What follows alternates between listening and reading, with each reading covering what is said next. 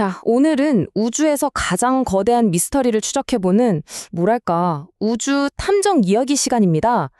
우주의 95%를 차지하는데도 우리가 그 정체를 전혀 모르는 존재들이 있거든요. 바로 암흑 물질과 암흑 에너지인데요. 오늘 그 비밀을 한번 제대로 파헤쳐보겠습니다. 이 그림 좀 보세요. 진짜 놀랍지 않나요? 우리가 밤하늘에서 보는 별, 행성, 그리고 우리 자신까지.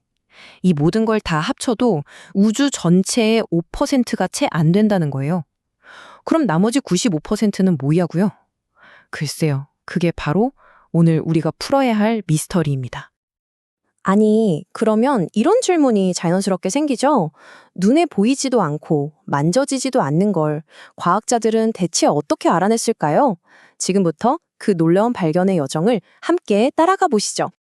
이 거대한 미스터리의 첫 번째 실마리는요, 놀랍게도 무슨 최첨단 망원경 같은 게 아니었습니다.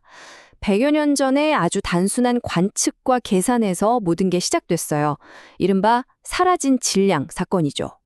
사실 뭔가 보이지 않는 물질이 있지 않을까 하는 생각 자체는 꽤 오래전부터 있었습니다. 과학자들이 별들의 움직임을 계산해봤는데 자꾸만 개선이 안 맞는 거예요. 뭔가 우리가 모르는 질량이 더 있는 것 같다는 낌새를 채고 있었던 거죠.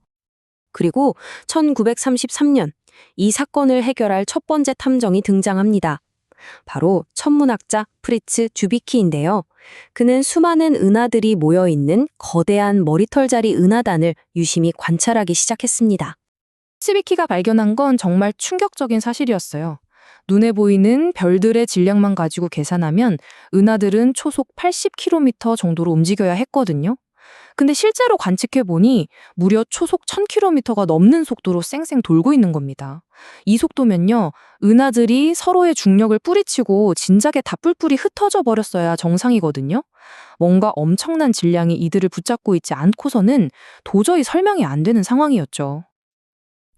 그래서 츠비키가 내린 결론은 딱 하나였습니다. 우리 눈에 보이는 물질 말고 보이지 않는 거대한 질량이 훨씬 더 많이 존재해야만 한다는 것. 그는 이걸 독일어로 어두운 물질, 즉 암흑 물질이라고 처음 불렀어요. 하지만 당시에는 너무나 파격적인 주장이라서 대부분의 과학자들이 그냥 무시해버렸습니다. 그렇게 츠비키의 발견은 거의 40년 동안이나 잊힌 채로 사건은 미궁에 빠지게 됩니다. 그의 주장을 증명할 결정적인 증거, 이른바 스모킹 건이 필요했거든요. 그리고 그 증거는 수십 년 뒤 천문학자 베라 루빈의 손에서 나타나게 됩니다. 자, 이걸 이해하려면 먼저 은하가 어떻게 돌아야 정상인지 알아야 해요.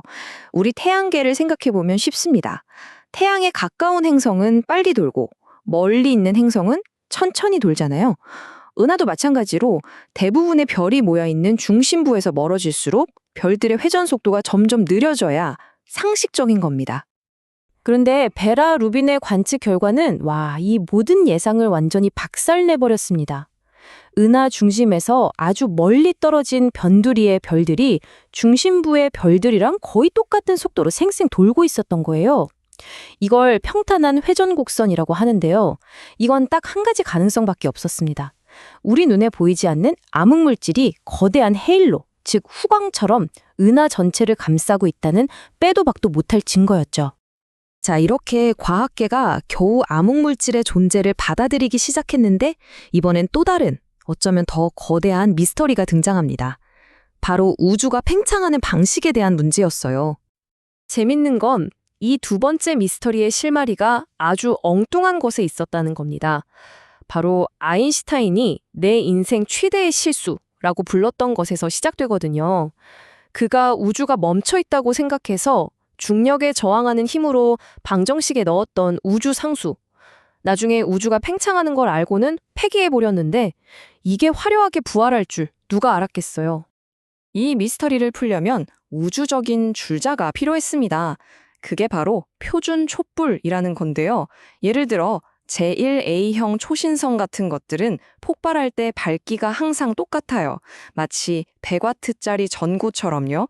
그러니까 멀리 있으면 어둡게 보이고 가까이 있으면 밝게 보이겠죠. 이걸로 거리를 아주 정확하게 잴 수 있는 겁니다. 1998년 두 개의 연구팀이 바로 이 표준 촛불을 이용해서 아주 먼 우주를 관측했습니다. 당시엔 모두가 중력 때문에 우주의 팽창 속도가 점점 느려질 거라고 생각했어요. 그런데 결과는 정반대였습니다. 아주 먼 곳에 있는 초신성들이 예상했던 것보다 훨씬 더 어둡게 보이는 거예요. 이게 무슨 뜻이겠어요? 그 초신성들이 우리가 생각했던 것보다 훨씬 더 멀리 있다는 뜻이고, 그 말은 즉 우주의 팽창이 느려지기는커녕 오히려 점점 더 빨라지고 있다는 충격적인 결론이었죠.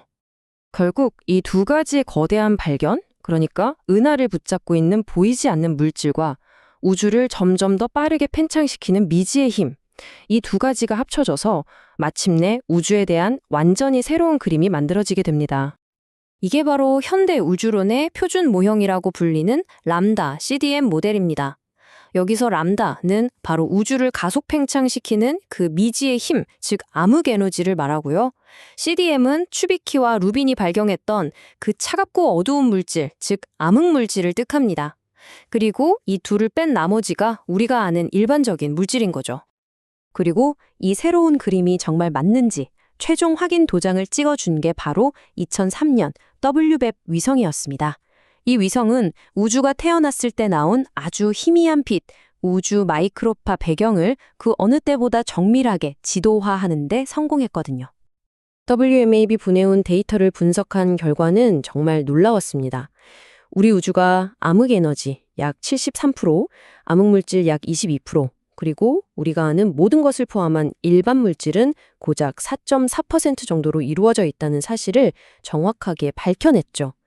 우리가 맨 처음에 봤던 그 충격적인 비율이 바로 여기서 확정된 겁니다. 이렇게 거의 한 세기에 걸친 우주 탐정 이야기가 정리됩니다. 1933년 치비키의 대담한 아이디어에서 시작해서 1970년대 베라 루빈의 결정적인 증거, 1998년에 혁명적인 가속 팽창 발견을 거쳐서 2003년 WMAP으로 마침내 현재의 우주 모습이 완성되기까지 정말 긴 여정이었죠. 하지만 이 탐정 이야기가 여기서 끝난 게 아닙니다. 오히려 진짜 질문은 이제부터 시작이죠. 우리는 암흑 물질과 암흑 에너지가 있다는 것만 알 뿐 그 정체가 뭔지는 아직도 모르거든요.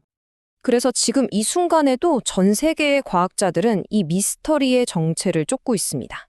수십억 개의 은하 지도를 그리는 DSI 프로젝트부터 땅속 깊은 곳에서 암흑물질 입자가 부딪히기만을 기다리는 LG 실험까지 수많은 새로운 탐정들이 우주의 가장 깊은 비밀에 도전하고 있습니다.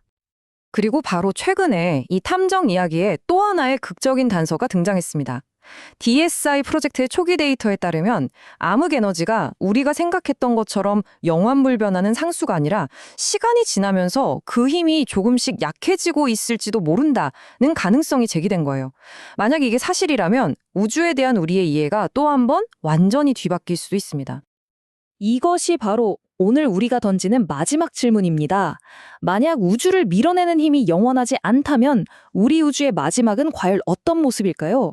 이 거대한 우주 미스터리의 최종 결말은 아직 그 누구도 알 수 없습니다. 그 해답은 바로 미래의 새로운 발견에 달려 있겠죠?